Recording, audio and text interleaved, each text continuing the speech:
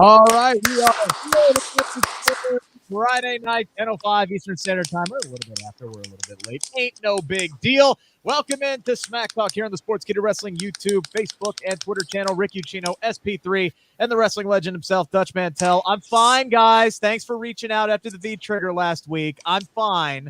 Everything's okay. Way to reach it. Way to just me get attacked on the show, and then you guys just carry on like nothing happened. I appreciate that. Thank you very, very much. I checked on you.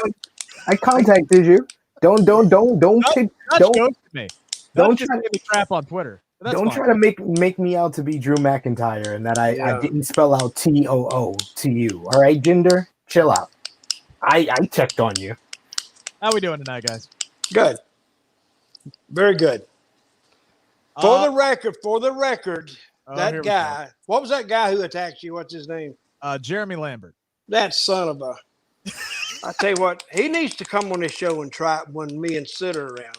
Exactly. We'll light him up like a Roman candle. Me and Mr. Jeremy Lambert are going to be in the same place at the same time very, very soon, and I will exact my revenge, maybe on one of those Fightful shows. We'll see. We'll see. I'm going to be like Mr. Money in the Bank. I'm going to be like Big E. I'm going to wait until the opportune moment to cash in my payback. You can believe that is for sure. But it is nice to be back with you, gentlemen, after last week being in Cleveland. Raucous crowd in Cleveland. Minnesota followed up really, really well tonight. A lot of the same pops. Huge pop for John Cena. Huge pop for Finn Balor. An extremely huge pop for Sasha Banks, and that's where I want to start tonight as she has finally made her return. It is pretty damn obvious that she is going to be facing Bianca Belair for the SmackDown Women's Championship, and I actually thought that this was brilliant because they were two brilliant segments tonight. Yes, I will agree with you. On one of them, I still have a little bit of a mixed emotion, and especially if my name is Finn Balor, and I'll get to that in just a little while. But Bianca Belair comes out. She's talking about what's next. All of a sudden, here comes Carmella. We're like, come on, enough with this crap. And here comes Zelina Vega and saying that she wants a shot, even though all she's done since she's come back is lose. They start beating her down, and then boom, Boss's music hits. Place goes nuts. She comes down, makes the save, gives Bianca this big old hug, and we're all like, what on God's green earth is this? And I actually thought it was a great angle because I'm sitting here thinking to myself, like, okay, Sasha took some time off, thought about it, and realized that these two made a special moment together at WrestleMania. There was a bond there, and everything's great. They're going to be, the sisterhood is real, and everything's going to be great. We're going to tag tonight. We're going to kick some ass, and they did. And then Sasha Banks is like, no. Of course, when there's 5 minutes left in the show and they're celebrating in the middle of the ring, you knew something was coming, Sid. Oh, yeah. It was coming. We all knew it was coming. Backstabber. She screams to the crowd, hey, did you think I was going to forget? This was brilliant. For them trying to make SummerSlam the biggest show possible. Bianca Belair, Sasha Banks, absolute no-brainer. I love tonight that they made it possible for Sasha to both get cheered and then booed out of the building in the same night. So that was really, really great for her coming back for the first time since we went on the road. Dutch, as you said, brilliant angle tonight. No, brilliant. I saw it earlier, and I'm thinking, I think they're setting up the turn for Sasha. I actually didn't think it would be tonight, but tonight was a great time to do it. If they were going to do it, why wait closer to SummerSlam? And I thought it was brilliantly executed. Now, I don't know who's booking, actually putting all this together, but and I told you guys before we went on the air, I said, I'm a little teed off. And you said, why? I said, there's nothing for me to knock. Last week in Miami and the dual shows, and then coming back tonight, and I'm thinking, well, tonight can't be as good as last week, but it was as good because there's nothing to knock about this show. And we talk about the Sasha Banks angle being brilliant. The John Cena angle, I think, was another brilliant execution. So, and SmackDown is the show. I think this is leaving Raw in the dust because SmackDown. Yes. And they're using the same people that they were using, except for Finn Balor, but they got people back. But now it's an interesting show. I mean, nothing drug on this show, and I actually look forward to seeing it because I wanted to make last week. Remember, I said it was the start of the Olympics going up against that. Their rating went up, didn't it? Yeah. So it was good. Nothing to knock on this show. Great execution and great performances all around. I mean, John Cena is going to pop a rating. And obviously they were expecting the big, John Cena, Roman Reigns stare down last week.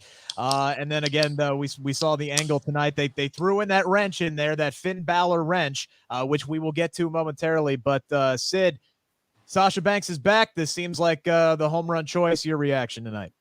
Sasha Banks was on the money this entire night. Her hair looked gorgeous. Her ring jacket was immaculate. Her gear was on point. Everything about her just felt refreshed. She felt re-energized, and you could tell she was so happy to be in front of fans again. And like you said, she got the dual reaction. She got the pop of her return, which you knew she was going to get when she's coming back. And then we got the swerve at the end and her betraying Bianca Belair. And it's the one rule in wrestling. My good friend Darius Carter, he said it on Twitter the best. The golden rule in professional wrestling is never trust the boss. Never trust Sasha Banks. She turns on all our partners. If they don't turn on her, she turns on them, or she teases turning on them before they turn on her. It doesn't matter. Don't trust the boss. And she taught Bianca Belair that valuable lesson. And it's a money matchup because this is the best match possible that they could have gave us for SummerSlam for Bianca Belair. She needs to be in there with a very strong heel. With Bayley out with injury, the best heel possible is Sasha Banks. And I'm glad we're going to get that match at SummerSlam. Yeah, I didn't think if they would have gone with the whole babyface angle, I don't think that would have made a ton of sense for Sasha Banks. So I'm glad that they went this way. And to Sasha's credit, in kayfabe, she sold it perfectly. I mean, you trust Sid. You say don't trust the boss, right? But when she comes down to the ring and saves you from a 2-on-1 attack, and then tags with you, and you guys are clicking, right? That was the best tag match we've seen with them. Remember, they were a team for a little bit. That's their first win. That's their first win. Exactly. Whether you realize it or not, they had all those tag team matches, but they kept losing to Shayna Baszler and Nia Jax. That was their first win as a tag team. They had like 16 opportunities to win the tag team titles, and they never won a damn match together until tonight. So they everything was vibing. Bianca celebrating, thinks she's on top of the world, and the boss struck at the exact moment. And I think, outside of calling in Becky Lynch, this was obviously the best angle to go. And with this now being the match, I don't think we're going to see the man for a little while longer now. I think they're going to wait and hold her off until SummerSlam if she even comes back at then. Right now, it's Dutch. It's a guessing game, man. I don't know. I don't know when they're going to. But she's got her orange hair back, so she should be back momentarily, I would think. Hey, the guessing game, that's part of pro wrestling. If you get the fans thinking and guessing what's next, you got them. Now they're ready. They're almost ready for anything. Well, not anything. Well, yeah. But according to Rick, not ready for Corbin. We'll get there. And big thanks to Ozzy out here giving us a $10 super chat donation. He says Rick needs a new suit like Seth Rollins had on tonight. Ozzy, I need to drop about another 25 pounds, and then I will go out and buy a new suit, and I will wear it here on Smack Talk, all right? Hey, you're leaving us to go to Las Vegas in a few weeks. That would be the perfect time to pull out your drip suit, your Seth Rollins drip suit. Or you can wear, like Ozzy says here, Ozzy says that Reggie is your 24/7 champion. You can get a Reggie suit. We'll take that as a honorable mention. First off, all right, I work in radio, so if you think I can afford a drip suit, you are out of your damn mind. But like I said, let me drop a few more poundage, and I'll go out and I'll get a new suit, and I will wear it here on Smack Talk because I still got the same busted suit I've been wearing since 2006. So that that definitely needs to happen tonight. So. The boss is back, guys. What do you think about that? Make sure to get your comments in. We do appreciate everybody who's joining us. Anthony and Paul and Chris and Dale. Yes, by the way, no worries about the Reds comment earlier. They just beat the Mets tonight, so I'm all good right there. Kevin chiming in as well. Paul is here as always, so we really appreciate you guys getting your questions. If you have them for Dutch, we'll do story time with Dutch coming up here in a little bit. So the boss is back. That is a really, really good thing. I do have one gripe as far as the women's division is concerned. We all heard those pops that Liv Morgan was getting prior to Money in the Bank when the crowds came back, right? Those big crowd pops that she was getting. She was massively over. Money in the Bank rolls around. They decide to go with Nikki ASH. Liv Morgan was getting massively cheered in that match, and now WWE has taken her off of TV 2 weeks in a row. I do have a slight issue with that. You have somebody. I know that you're doing the Sasha and the Bianca push towards that's your match. But you have somebody who's getting crowd reactions like that, and you don't even put them on TV, not a promo, not on commentary, not anything. I do have a slight issue with that, Sid. To be fair, they're keeping the same energy because Toni Storm just debuted last week. She was nowhere to be found on this show. Tegan Knox and Shotzi Blackheart debuted 3 weeks ago. They won 2 back-to-back matches against the Women's Tag Team Champions. They haven't been seen since, besides hitting Baron Corbin in the nuts. And so they're keeping the same energy, and I love it because, you know, for AEW, I gotta put that in that AEW, the main gripe against them is their lack of women on their show, and that's my biggest criticism for them. But I don't feel the same energy when SmackDown's doing the same thing. They focus very much on Bianca Belair every single week, and that's what you're supposed to do with the champion. But there needs to be, when you stack up the roster the way they have, you need to show some love to the other ladies, whether it's a promo, whether it's a short vignette. There's ways to focus on them, and I just feel like it's lacking overall. Yeah, I mean, these were the only 4 ladies we saw tonight. It's been a lot of Carmella recently. It's been a lot of Carmella losing recently. Zelina, yeah, Zelina, a lot of losing for Zelina as well. But yeah, it is weird that they bring up Toni Storm. She wins last week. She's not here, but Zelina is. Liv Morgan gets those massive pops, and then they take her off TV for 2 weeks. I do believe that a wrench has been thrown into Shotzi and Knox because they have been feuding with Natty and Tamina, and Natty had to have surgery this week and is probably going to be out for some time, and the women's tag team title situation is going to be addressed this Monday on Raw. WWE not set this week, so we do wish Natty the best. But Dutch, I mean, try to explain this to me. If somebody who is getting massive pops like Liv Morgan, you know, leading up into a big pay-per-view, she obviously had crowd support in that match. They wanted her to win Money in the Bank. They decided to go with Nikki ASH, and then they don't put Liv Morgan on TV for back-to-back weeks. How do what's the mindset behind that? Well, the mindset, I imagine, is they don't think they need her right now.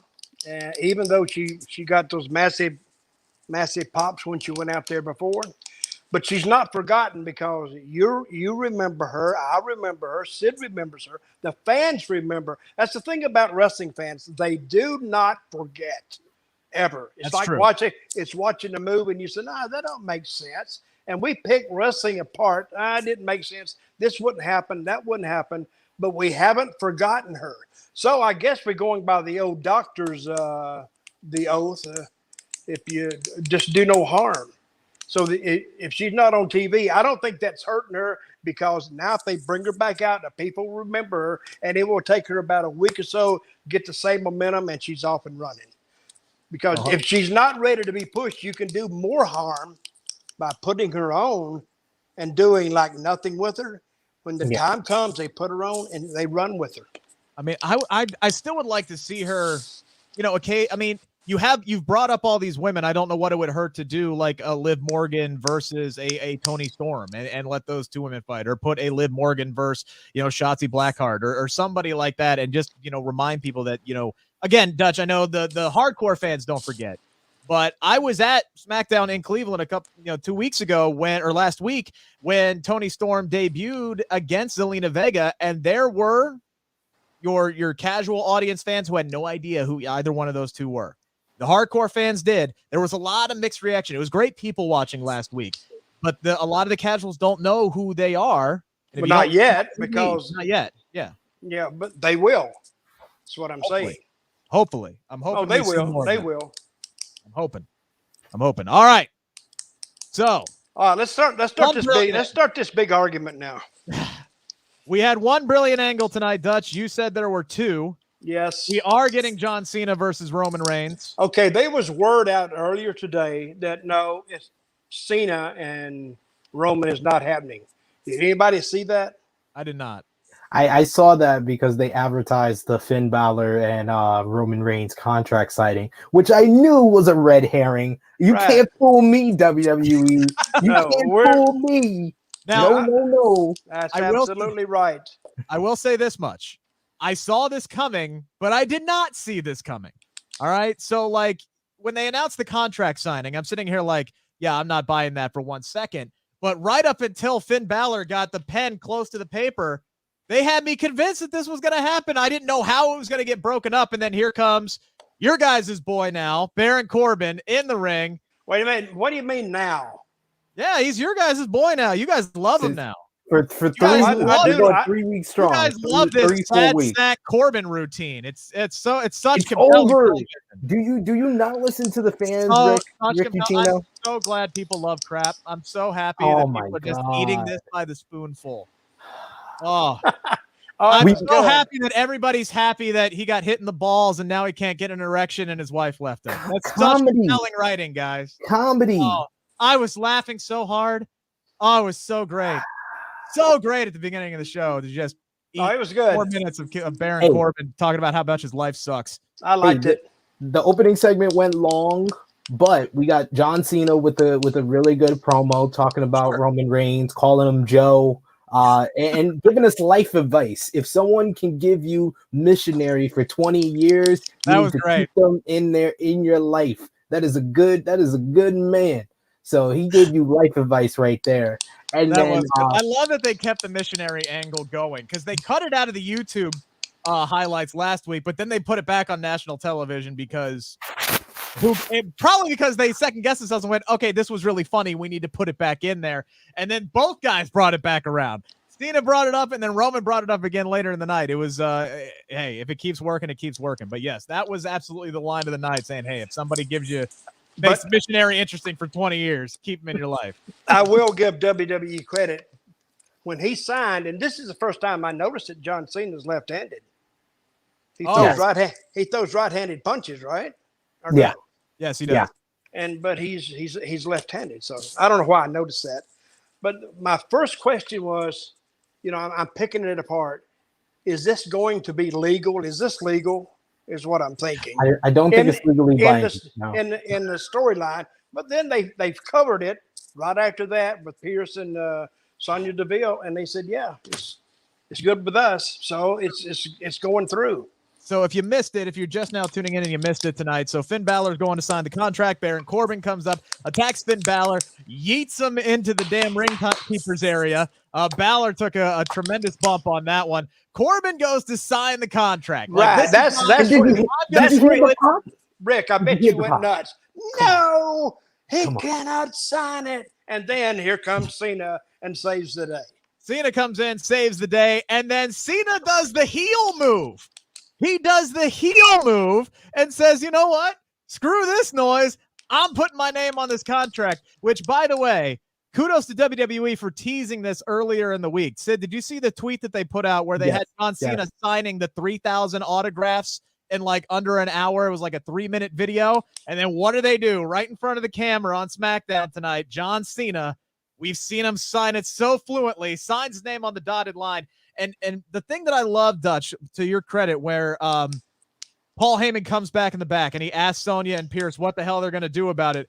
The looks on Sonya and Pierce's face were like, what the hell are we going to do about it? Are you kidding me?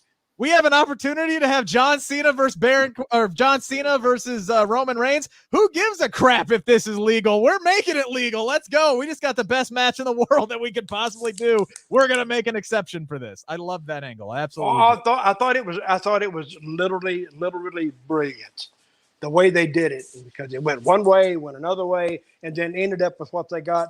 It was a brilliant angle. It really was, because it had me thinking. Had you thinking, had Sid thinking, so, and if we were thinking about it, every fan watching it is, but it ended up in a good way, and everybody's happy with it. Everybody except Finn Balor fans. Except Finn Balor and NXT fans. Yeah. Oh, that was such a great line too. I'm gonna beat your ass back to NXT or whatever it was. And Pat McAfee was great on commentary, saying Tuesdays at 8 p.m. Just letting people know. Pat McAfee is the absolute best on commentary. By the way, biggest pop I have ever heard from my life for a commentator entrance last week in Cleveland, Pat McAfee. They're playing Seven Nation Army as he's coming down to the ring. He's dancing, he's jiving, he's talking to the crowd during commercial breaks.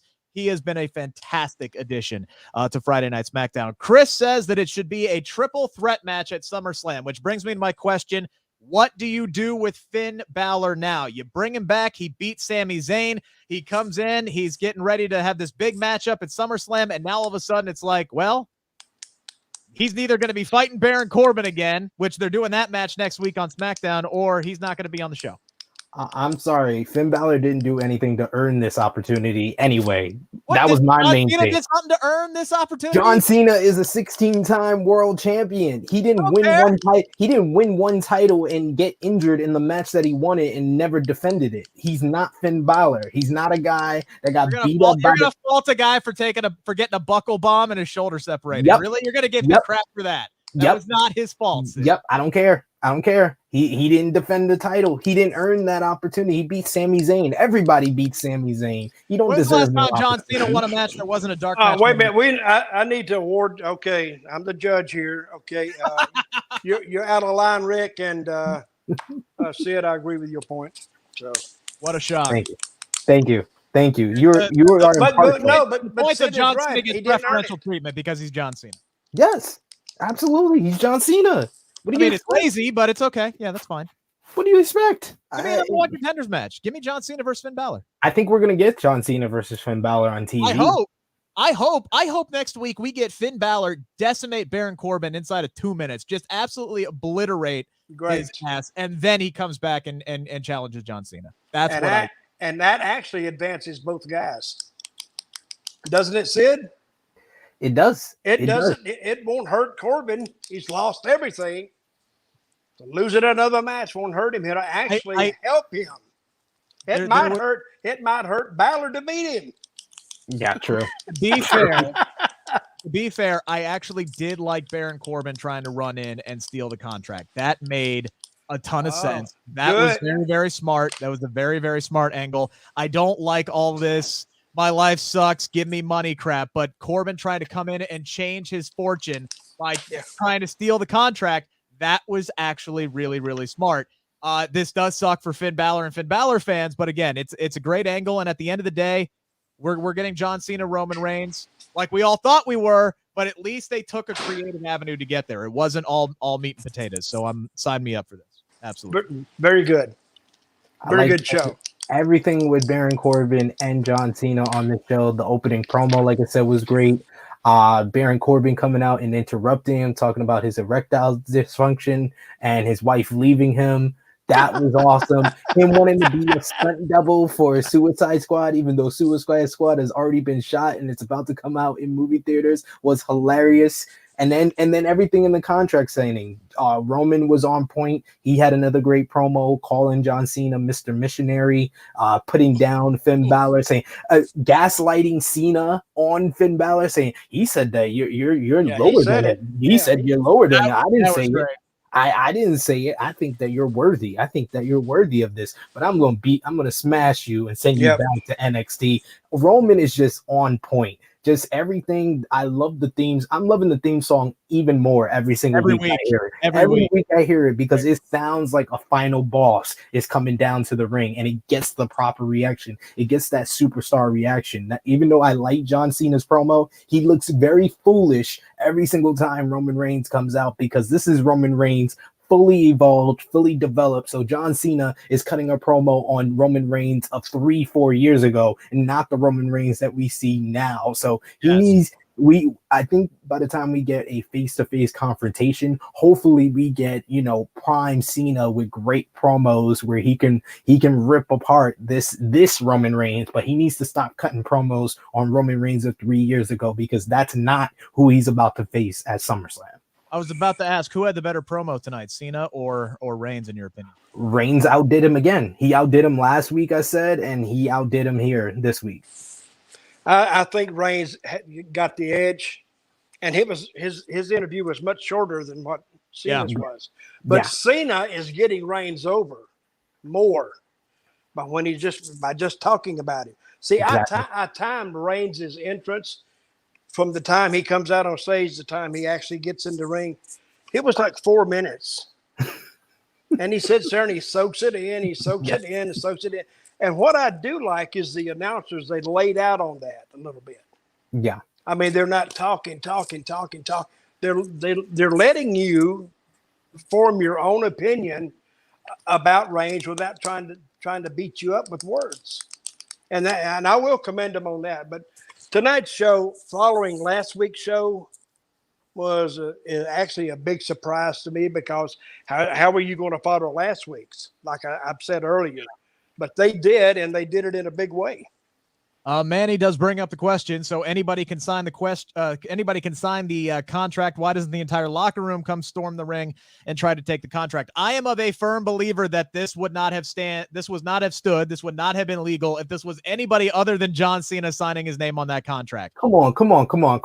Were you guys not here in 2004 when it was a contract for Chris Benoit versus Triple H, and all Shawn Michaels had to do was super kick Chris Benoit and add his name to the contract? That's where I thought they were going to go. I thought they were going to replay that angle. I thought Finn was going to sign, and then Cena was going to sign on top, make it a triple threat. But instead, he just signed, and then he scribbled Finn Balor's name off. So it's fine. Everything's fine. It's legally binding. The not general managers have made it official. We got our money matchup. We got the matchup that SummerSlam needed. And Finn Balor, you'll be fine. You'll get a money match with John Cena on SmackDown. Maybe you'll get an Intercontinental title match against Apollo Crews. Everybody beats Apollo Crews, apparently. We'll get to that. But yeah, so you'll get something out of this, or go back to NXT and beat Karrion Kross, because everybody beats him too. So who cares? Keith Lee, they can have Karrion Kross lose to Jeff Hardy, but God darn it, they can't. I almost said something bad there. They can't have Keith Lee get a win on Monday Night Raw. Can't do that.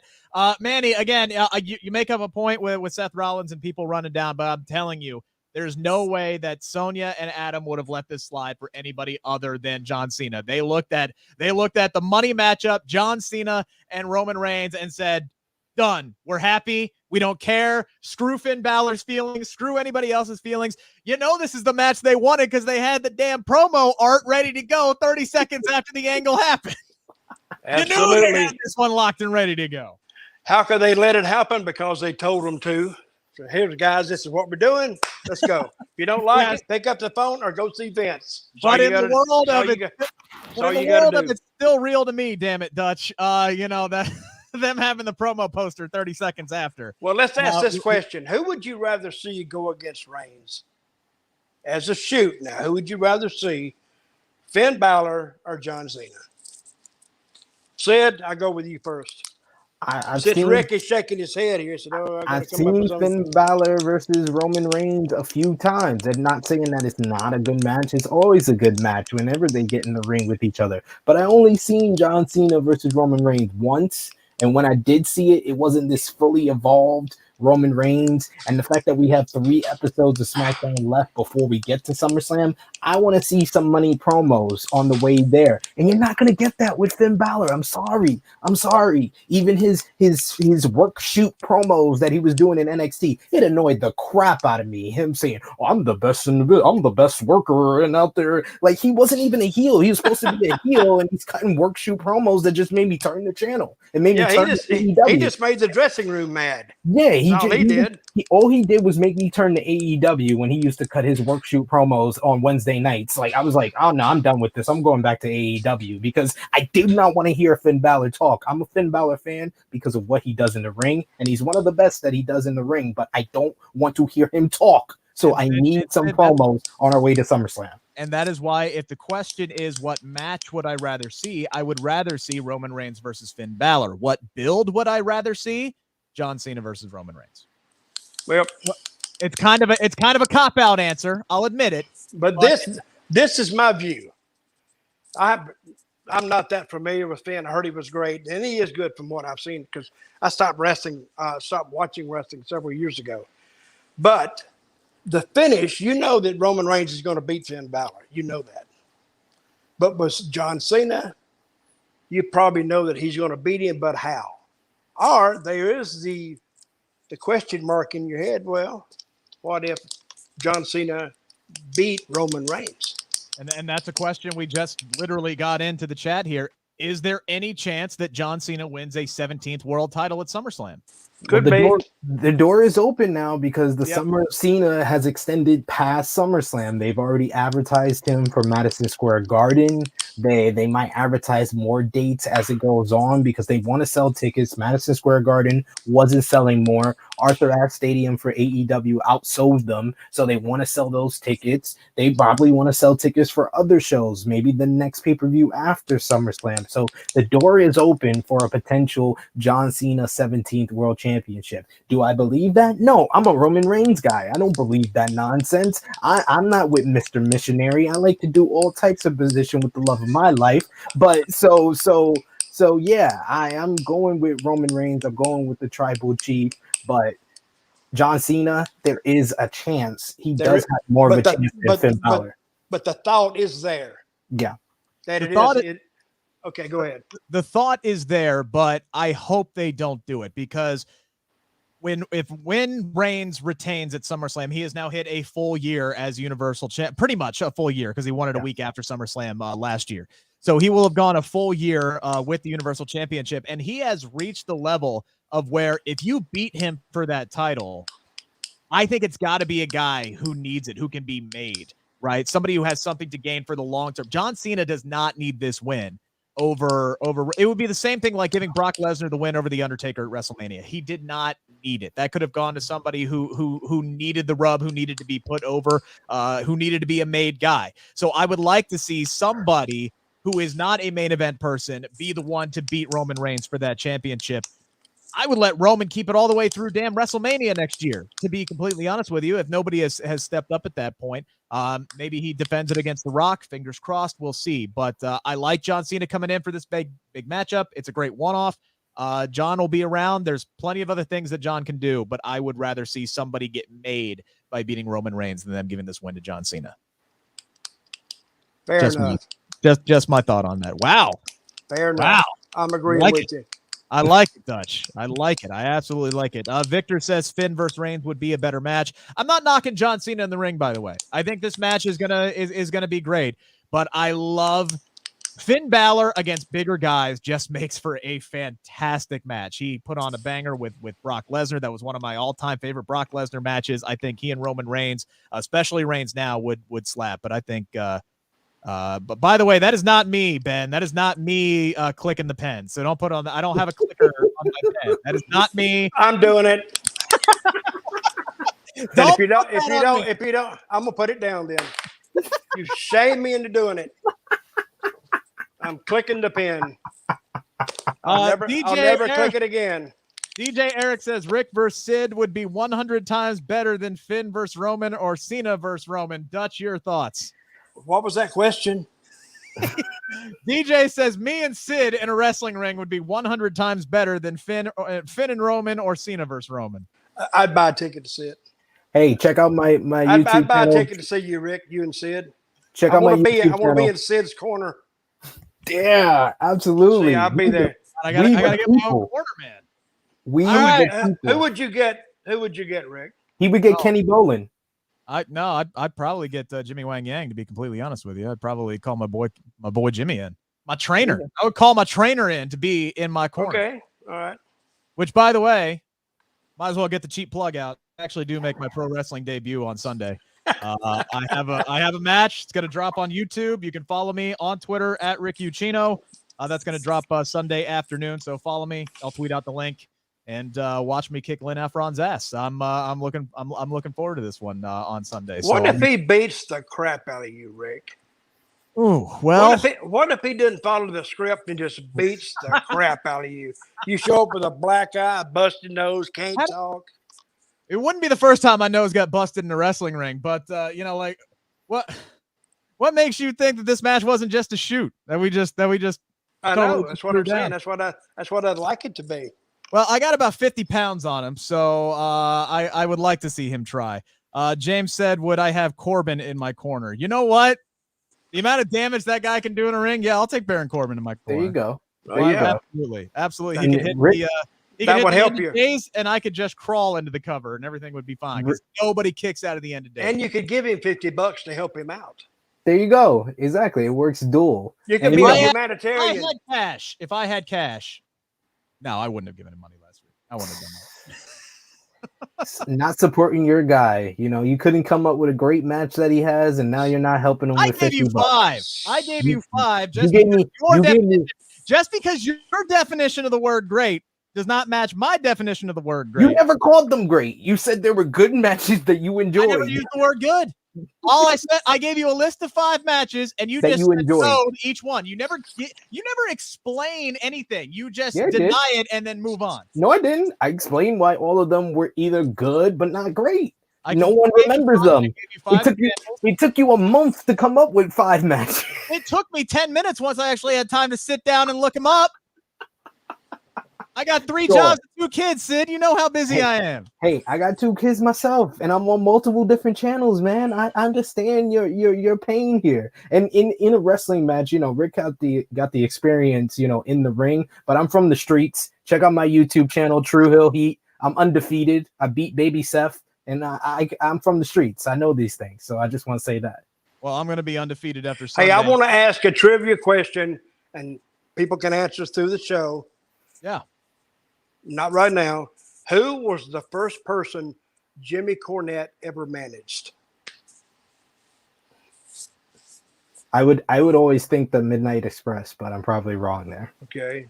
Rick, you have a... I don't even have Do you proffer anything? Proffer, you like that word? So anyway... Ozzy, not a chance in hell. If you think... Who'd you say? Who? He asked me if I would shave my head. Not a chance in hell. Not happening. What if enough money was there, Rick? How much are we talking? Hey, if we can raise, I think that we should put up a poll because we're starting with new developments on Smack Talk. You know, in a few weeks' time, we might be starting a little bit later because I'm trying to convince Dutch to watch AEW on August 13th, August 20th. For those special ones, when we start at 11, I say if we can get $200 in super chats. Rick, you have to, if we can get it back-to-back weeks, $200 back-to-back weeks in super chats, I think Rick should at least get a buzz cut. At least a buzz cut. Come on. How much am I getting of that money? Hey, talk to Raju. I'm just putting it out there. I'm just setting the stage. I'm going to need at least 4 digits for me to put anything close to a pair of scissors or a pair of trimmers on this head. All right. I'm going to need at least 4 digits. Put that head down, Rick. Let's look at it. Put it down. It is all there. Yeah, you got it. You got it. I'm 33 years old. My hairline isn't even receding a little bit. All right. Which is rare for my family. So until I start losing it, I'm keeping it. At 40, how old are you? 43 or 33? I'm 33. I'm 33. 33. Give it to 43. We'll look at it. Well, my dad, God rest him, all right, started losing his hair in high school. So, all right, I'm blessed. I am truly blessed right now. So I'm going to revise that and say $2,000 in super chats in those 2 weeks, the 13th and the 20th. We can combine for $2,000. I say we put it up there. We should make a community tab on the Sportskeeda Wrestling YouTube channel if you guys want to support the Rick Shaves His Head Foundation. I would do a buzz cut, and I have to get every penny of it. Oh, see how he is. Hey, have you always been this way, Rick? You've been this hard to deal with. Hey, I'm trying. The question to build a house next year. I got to get all the money I can get. The trivia question is: who was the first person Jimmy Cornette ever managed? We'll go through the show. We'll get it at the end. So stay tuned. Okay. Fair enough. So what else? We got a few answers coming in right now. So. What are they saying? We got a few answers. Sherry Martel. Yokozuna. I see. Yep. A lot of Sherry. Adrian Street. I feel like people are using Google or Wikipedia. But probably. Fair enough. That's my kind of play where I'd use Google secretly and then. Okay, since you people cheated and went to Google, You little bastards.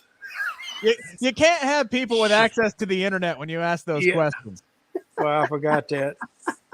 Because it's Sherry. It is Sherry.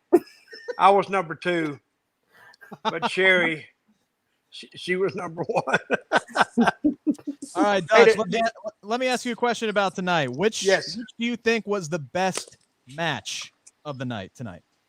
The best match. I like the girls' match. Hey, I like the double teaming on Bianca Belair when they attacked her. They beat the crap out of her. Yeah, there were some stiff shots in there. Yeah, and that looked good. I think the girls match, I think, is one of the better matches tonight. I kind of agree with you. I felt like the callback was great. The gorilla press, the 6-man tag, that was good. That was a lot of fun. That was the exact same match that I saw last week in Cleveland. While you guys were watching the Rolling Loud stuff, that's what they gave us last week in Cleveland. So I'm sitting here, I'm like, oh, cool. Now everybody gets to see what we got the showing to. But I'll tell you what, man, the one thing I really, really noticed about that 6-man tag is how over Shinsuke Nakamura is. Mm-hmm. That crowd loves Shinsuke Nakamura. I wish that they would just let the crowd sing his music and really kind of focus on that and just kind of soak in the moment. I'm happy he got the pinfall win tonight. Not necessarily happy that they had to pin the champion, especially with Dolph Ziggler and Robert Roode, who aren't doing a whole lot right now. Either one of those guys could have eaten a pinfall. Last week, it was Ziggler who got pinned in Cleveland. This week on national television, they pinned the Intercontinental Champion. Seems to me like they're setting up Nakamura for an IC title shot, which is great. I think he deserves another run with the title. Since they have returned to crowds, it seems like they are focusing less and less and less on Apollo, and I think they're ready to take that title off of him now. But, man, especially after we saw our Raw Women's Champion get pinned on Monday, to have another champion get pinned this week. 2 of them, because Jimmy got pinned as well tonight. Man. So how WWE loves having their champions get beat, and I don't like it, man. It's just not a good look. So you didn't like Raw? Who had the better show, Raw or SmackDown? Oh, SmackDown. Easily. SmackDown by a mile. Easily. There were things I liked about Raw, but there are a lot of head scratchers, and I don't have. One reason I think Raw drags is that third hour. They're not going to lose it, but putting a third hour. I mean, I've often said this: if they ask you to watch 3 hours, that's a commitment. It is to sit there, and hell, I get tired just watching it. So, but 2 hours is a perfect time for a wrestling show. Matt Tech TV, Matthew Wood, do you think Nakamura deserves a world title? I think they should have put the world title on him back in, what was that, 2017? 2018. 2018. Yeah, I wish they would have done it back then. If the crowd gets, he can obviously still go. It would be very easy to build him back up. He still is owed, in my opinion, a world title shot against Roman Reigns after he got screwed earlier in the year. If you want to tell a long-term story there, I would give him a good run with the Intercontinental Championship first and see how well that goes. And then, yes, if you need a challenger for a world championship, I would love to see him back in that title picture. I'd love to see him become a true Grand Slam champion, because they ain't going to count the NXT title and give him that honors. They only did it for Charlotte, and they only did it for so long. Now they're not even counting her NXT championships, which I'm glad they cleared that up, by the way, because they were counting everything there for a while and calling her a 14-time women's champion. And I'm like, okay, timeout. Why are we counting a tag title run and the 2 NXT title runs when they don't count that for anybody else? Now they're no longer counting it. I'm glad they cleaned that up. But yes, Sid, I would love to see Nakamura in the world title picture again someday. Oh, of course. I love me some Shinsuke Nakamura. I'm an OG Nakamura fan from his time in New Japan Pro Wrestling. I still don't feel we ever have gotten New Japan Pro Wrestling Nakamura other than against Sami Zayn in his debut in NXT. And even after that, I don't think throughout his NXT run we ever got to that apex of what he was in New Japan. We definitely haven't seen it on the main roster. The only time that we ever got close was the 2018 Royal Rumble when he won that. That felt like the only time that we ever had it. But I like the popularity, and I love the crowd in Minnesota singing this song. I thought that match was very solid. I also thought the Rey Mysterio Jimmy Uso match was a fun opener. So there was a lot of good wrestling on the show tonight. That's what I was getting to with that opening matchup when I asked what you guys thought the best match was. And I would agree with you. The main event overtook it. But until that moment, I loved Rey Mysterio and Jimmy Uso tonight. I thought they had tremendous chemistry. And there were two little things that I absolutely loved. First off, before the match starts, Rey is talking to Dominic backstage saying, hey, look, you're doing great, but you're still a rookie. There's a lot of stuff you need to learn tonight. Watch me. I got some tricks up my sleeve. Watch your dear old dad. I'm going to show you how it's done. And then Rey wins the match because of Dominic. Dominic, learning from the Usos last week, comes in, gives Rey the prop, puts his feet up on his back. They get the 1-2-3 over the champion. So at least Jimmy didn't lose clean tonight. The other interesting part was we didn't have any single interaction at all, unless I missed it, between the Usos and Roman Reigns tonight. No, I was just going to say that. I was just going to say that. No interaction tonight. It's still there. Yeah. And people are still thinking, well, who was the guy that got stopped for the drinking driving? Was that Jimmy? Jimmy Uso. That was Jimmy, the guy in the match. And that's kind of very un-WWE like, not to just. We got frozen. I'm glad because but there we go. You guys, there we go. Yeah, there you why go. throw business away? Yeah, we're back now. But anyway, I'm glad they didn't do it because we didn't have to break the story up. Yeah. So it's still good. It's still cooking. And like I said, they don't forget. And remember, what, a month ago, we were saying, okay, they're working.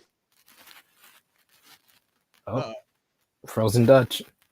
We're serving frozen and it's Dutch still there. tonight. They just so here. What's wrong with this internet connection you got, Rick? I think your neighbor's messing with your Wi-Fi again. No, I think this is not me. This is all of us. So it has to be coming from Rick. Oh, well, maybe I should Rick, open the door. Open the door, Rick. Yeah. Open the door. But any negative comments tonight, guys? Other than that Baron Corbin crap to start off the show, no, not really. No, the only negative I have is Reginald and the 24/7 title being on the show. I like Reginald. I like him in the 24/7 title, but I don't understand why the 24/7 title and the women's tag team titles, the two titles that they care the least about on the main roster, is on both shows. I don't understand it. And I don't understand the 24/7 title where you can win the title at anywhere. It's false count anywhere. That should mean no disqualification, because we've seen many of times someone get hit with something and then win the 24/7 title. How we have a disqualification in a 24/7 title match? It made no sense. No, but they do this all the time when they actually have a 24/7 title match. The 24/7 title rule, the 24/7 rule is suspended. They just didn't announce that. They've always done that before in the past. It's an actual match for a championship. It just has a regular match. Again, it's confusing. It is confusing, especially for the casual audience. Nobody even chased Reginald tonight. Dutch, hopefully we'll get back in as his internet is dropping in and out here. He's about to go beat up that 6'8" neighbor. Get that man's Wi-Fi back. But yeah, man, so it can be confusing. I totally get why it's confusing. I don't know why randomly they decided to put Reginald on the show tonight, especially when we could have gotten the Tony Storm segment, or we could have gotten a Liv Morgan segment, or we could have gotten the Kevin Owens and Sami Zayn segment, or whatever. I mean, this was the second week. I know KO's out on the road. I saw him in Cleveland. He wasn't out in front of the live audience at all, so I know he's out traveling. It seems really weird that they don't put Kevin Owens or Sami Zayn or some of these guys on the show as Dutch hops back in here. God, you guys are too much.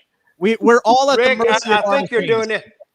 Sid, I think he's doing it to me on purpose. He's upset that you went with me in your judgment, so it's all right. It's all right, Dutch. Dutch, I'm sorry. We're going through a tunnel. We're going. No, I'm sorry. Yeah, that was good.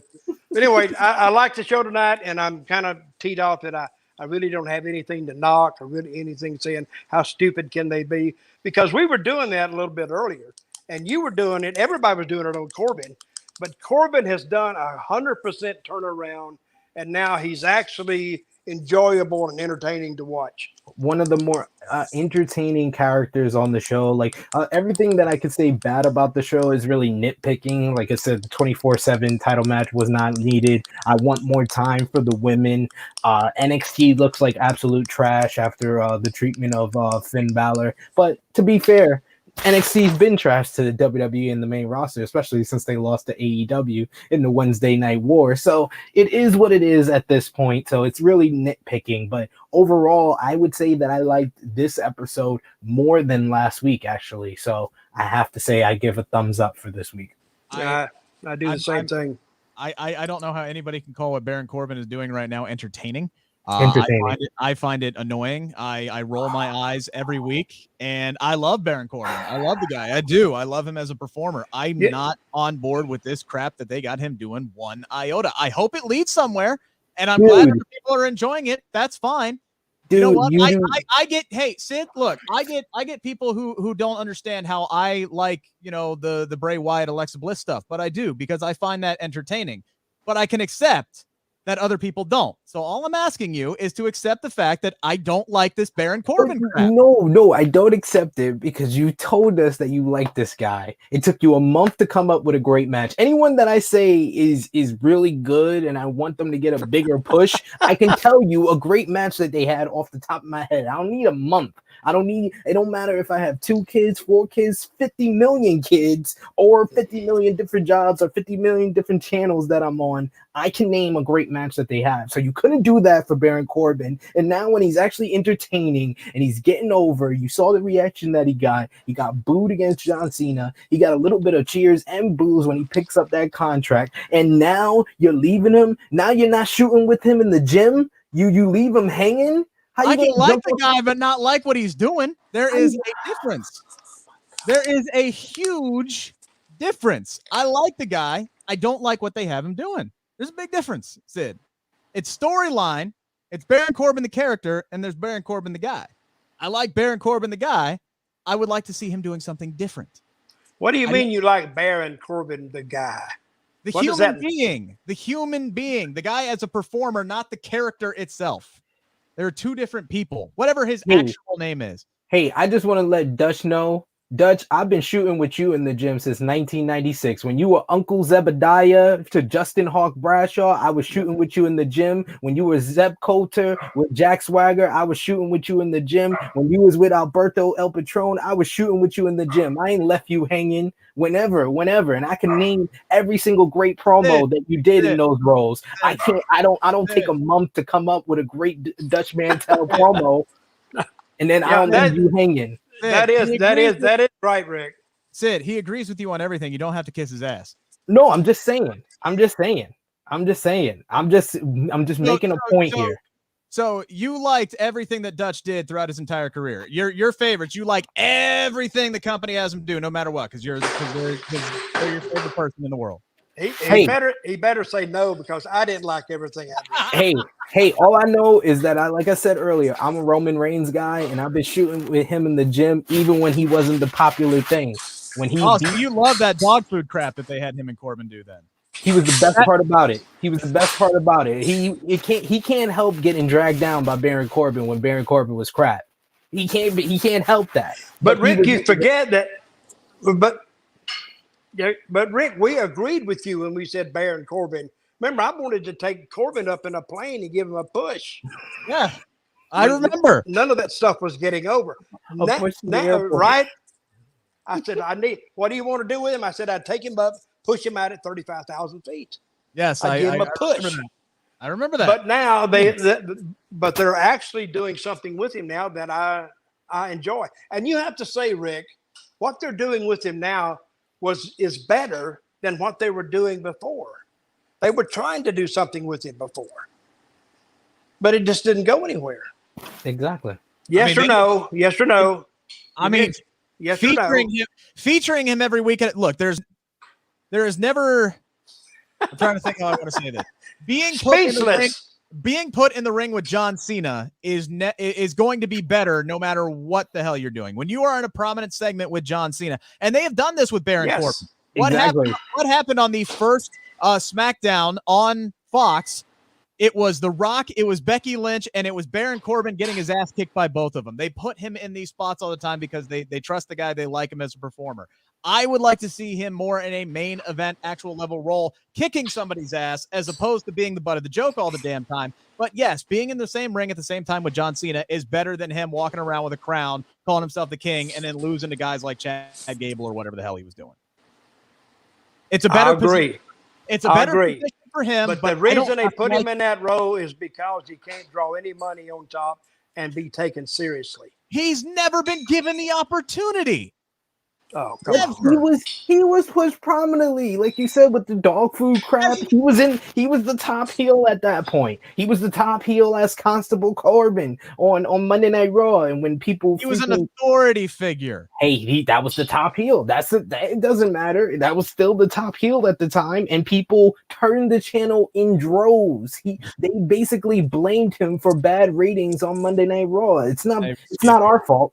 It's not our fault. He's entertaining now, Rick. You got to accept that. I'm very happy you guys enjoy crap. I am. I wholeheartedly am very happy that you guys can enjoy, this sad sack Corbin routine. I'm very happy for you. I am wholeheartedly. And you enjoy Lily in a freaking mirror making Shayna Baszler. I never said I was a fan of Lily. All right. You said you enjoyed the Alexa Bliss and Bray Wyatt. You enjoy Alexa. Yes. You enjoy Alexa Bliss bleeding black goo out of her head and making the Fiend lose. That jumped the shark a little bit. And then they had Bray Wyatt. Like I said, when they were together, they were doing their stuff, and WWE was stretching the boundaries, stretching the limits of what they could do because they had creative freedom to use the Thunderdome as they will. I have no problem with supernatural elements in professional wrestling. Rick, I'd like to have you on a 250-mile trip at night about 1 o'clock in the morning, because you'd be getting out and slamming the doors, cussing us out, saying you're going to stand on the side of Interstate 75. You don't care. You'd rather walk. And we say, oh, Rick, stop. We'll get you some beer and calm down here. Take this tranquilizer and calm down. I can have differing opinions, and I will debate with Sid until the end of time, until we both lose 30 followers on Twitter apiece because they're tired of us arguing, which will happen. Oh, you will. Every week. I'm going to stop following you now. There is one thing, guys, that we have not talked about tonight, and that was Edge being attacked by Seth Rollins during the commercial break tonight. Oh, I was going to bring that up too. Great. That's another. You never see anything that happens in the break. And when we went to the commercial, then we come back. Now it happened in the break, and it was very, very good. Yeah, that was good. I like the attack. He drills Edge with the camera during the commercial break. They caught us all up. Something for the live audience to do that's actually substantive and not just, hey, here's all these episodes of Stone Cold's podcast that we have up on the WWE network. They're not just running promos for their own stuff. They actually did something for the live audience that made it to TV.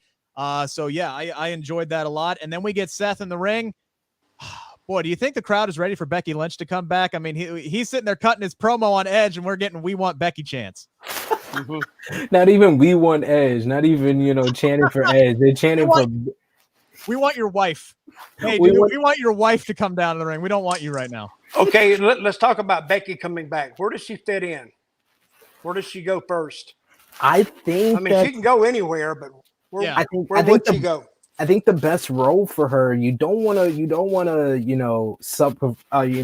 hurt Bianca Belair's cheers, and she's very over as a babyface. So I am really thinking right now, after tonight's angle, that Sasha Banks needs to win that SmackDown Women's Championship, because if Becky Lynch is coming to SmackDown, you need a strong heel champion for her to verse. And it's been a while. It's been 2 years since her and Sasha had their feud on Monday Night Raw. It's got a different feel to it with Bianca, Sasha beating Bianca, who's been a very good champion. She's going to get a lot of heat for what she did tonight. And if she beats Bianca at SummerSlam, and then Becky coming in as the babyface to verse Sasha, I think that's a money matchup. I don't think we see Becky till late fall, because. Well, I don't think the desire to see her is going to go away. No, it's not. No. In fact, So I would work. it only increases every week that it does not happen. Yeah. And I would drag it out and drag it out and drag it out. You know, I think what I would do with Becky Lynch, you know what I would do with her first? I'd put her with Baron Corbin first. They already did that match. See? That'd be great. You know what? That'd be great. And they even closed it out. They even closed it out because they did that great match. They did that great match at Stomping Ground, I believe it was, or if it was at Extreme Rules. It was. You don't even remember where it was. You called it great. You don't even remember what pay-per-view it was. I know it was on pay-per-view and it was a damn main event and it was great. God dang. Ended with a cash in. It was great. No, I do agree. The desire to see Becky Lynch is not going to go away. They need to work through the Belair stuff and the Sasha stuff, and see where that takes them. And I think they got a good girls roster now. Who's the girl you like, Rick? What's her name? Liv Morgan. Liv Morgan. Oh, I like her too. I like her a lot. I'm kind of warming up to Carmella. I didn't like her much at first, but these girls are talented. Yes, they are. They're good-looking girls, and they got talent. Carmella is one of those that gets a really, really bad rap. Who I don't think gets enough credit for how much she has improved and how much she has grown over time, which, by the way, I do have an interview with Carmella up now on the Sportskeeda Wrestling YouTube channel. I also have an interview with Nikki ASH. I also have an interview with Natalya pre-injury. We do hope that Natalya gets better. I also have an interview with Dolph Ziggler, and I also have an interview with Big E all within the last 10 days. Those are all up now on the Sportskeeda Wrestling YouTube channel.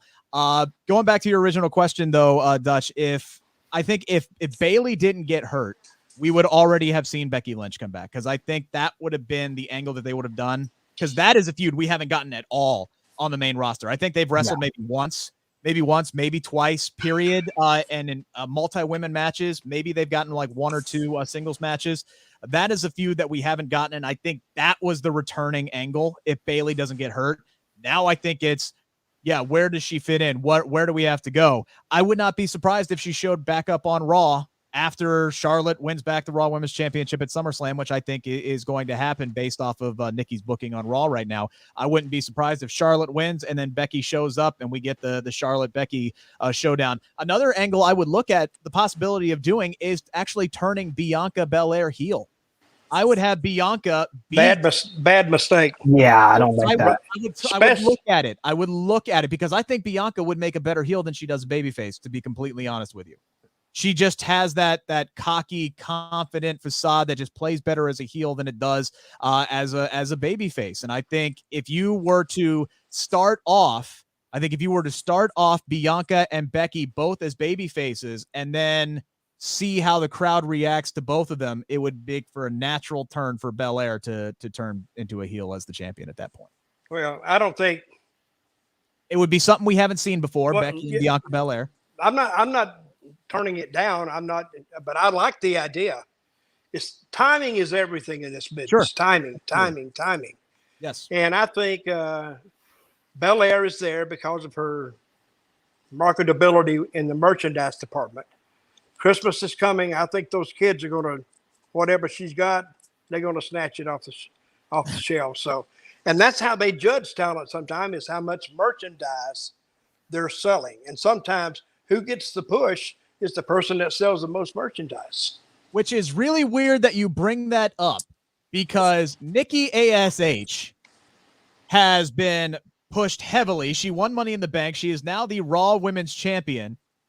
Does not have a single piece of merchandise yet up on WWEshop.com. Not a mask, not a shirt. She's got a couple of commemorative plaques that they put out, but she doesn't have anything. That is a character that you could literally make. I have dozens of ideas for merchandise that you could do for a superhero type character in WWE.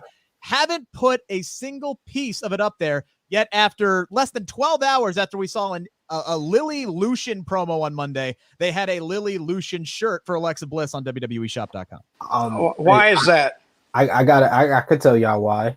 Nikki ASH ain't really getting pushed. She just has the title because Vince don't like the woman Money in the Bank holders holding it more than a day.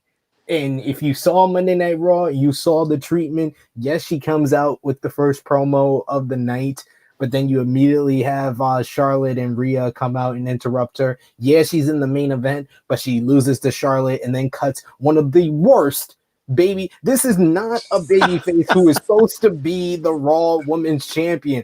Oh, I almost beat you. I'm almost a superhero, and I almost beat you. So that means that I can challenge you again. And I don't understand how this makes sense that you have a championship contender match, which is supposed to get the contender.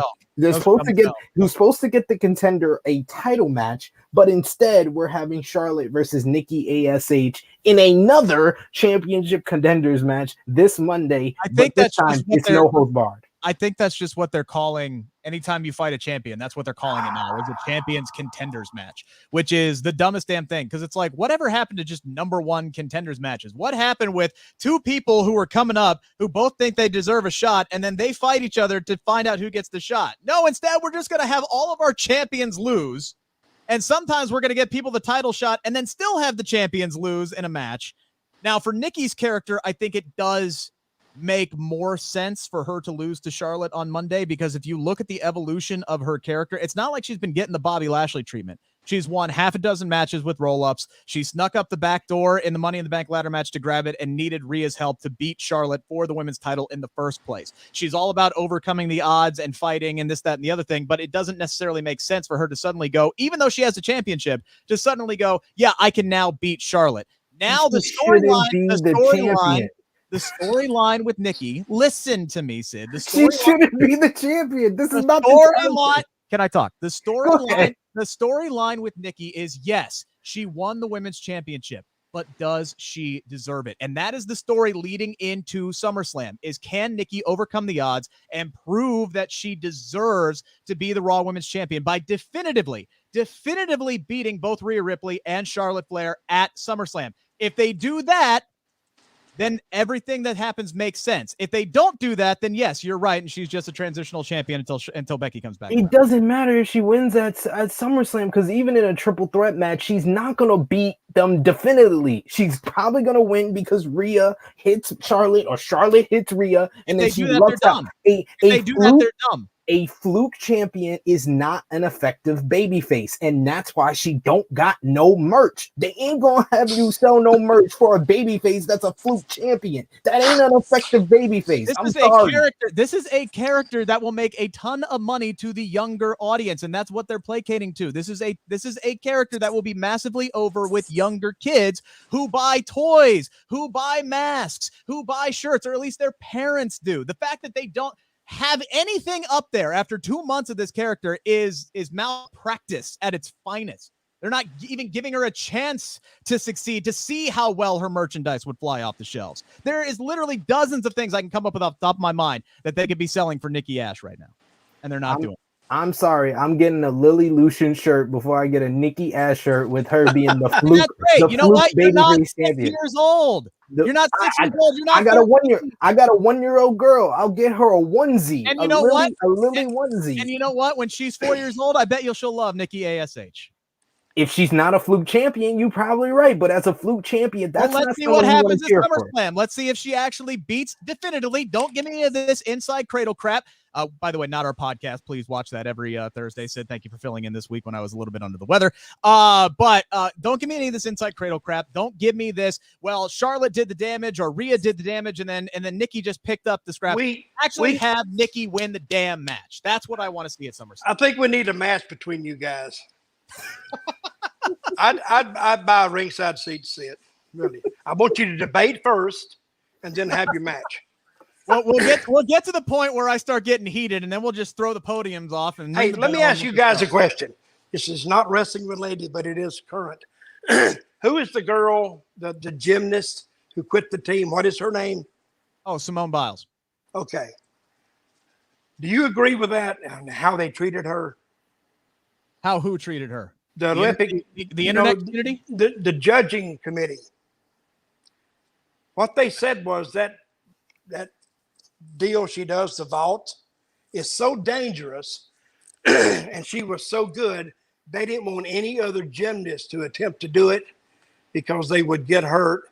So even if she did it perfect, they'd give her like a 6.5. Did you read that? Did you read that? No, I didn't read that one at all. And I don't blame her for quitting.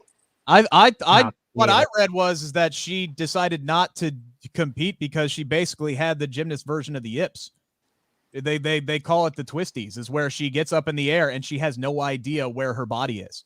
She has no clue if she's upside down, what turn or what twist she's in. And then she could kill herself if she doesn't know where her body is in midair doing some of those moves. So I don't blame her for dropping out at all. Well, even if she did it perfect, she wouldn't get the perfect score. I didn't read about that. Well, that does make sense to me, though. It doesn't make sense to me either. I don't know what they were doing. But anyway, the reason I like Baron Corbin so much, I'm gonna tell you a story here. All right, is this story time with Dutch? Well, it is a little. He can pose as one. You remember when what was his name? Barry Horowitz. What was his name in WWF? Was it Horowitz? Yes, so. Barry Horowitz. Remember, he couldn't win a match, right? Yeah. Oh, yeah. I did that with him in Florida first. He could not win a match.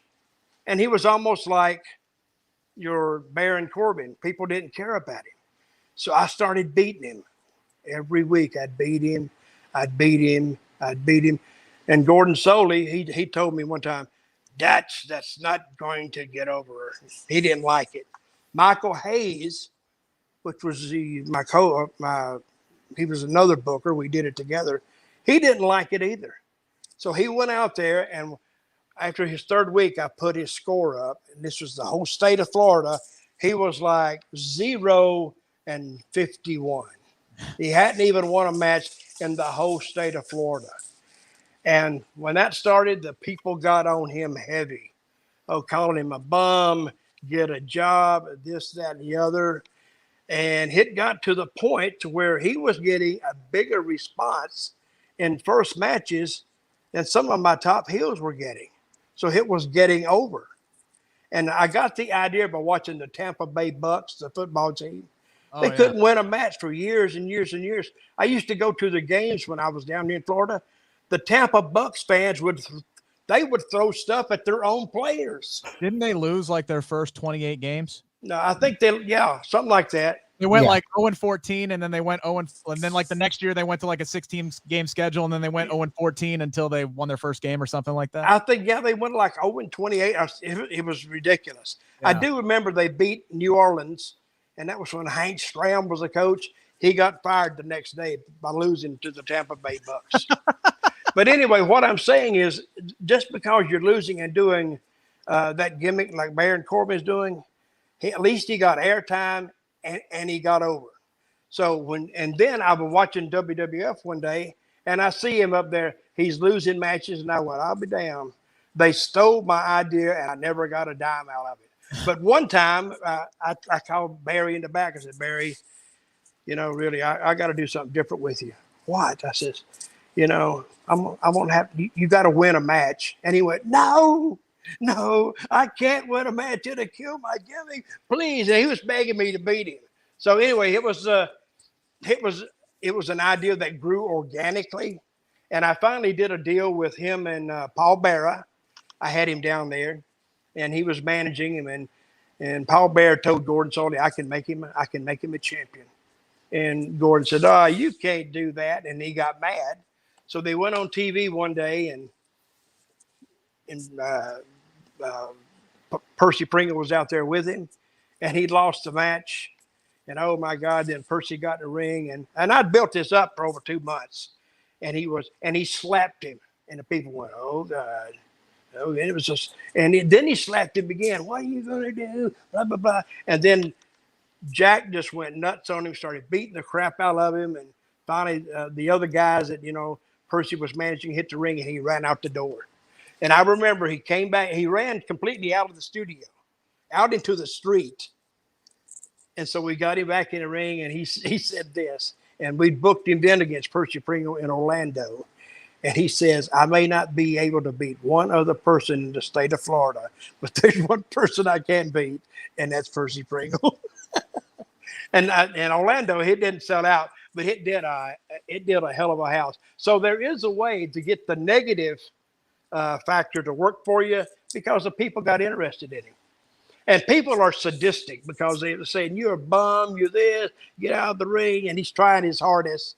And then I look up at WWE one day and they're doing my same angle. I was gonna say they did that with Brian Myers. I can't remember what his WWE name was right off the top of my head, but what was his name? Yeah, I thought, why didn't they do something with that? There was Kurt Hawkins. Excuse me, Kurt Hawkins. Yeah, they did that. With, Hawkins. He lost like 250 some odd matches, and then he wins the tag team titles at WrestleMania with an inside cradle, the deadliest move in all of professional wrestling. But when he won, it killed him. Yeah, pretty much. And they also did that in ECW with Mikey Ripwreck, and he went on to win the ECW World Championship. My idea first. Yep. I did it back in the 80s. There's a reason for the Ripwreck was at the 90s. Yep.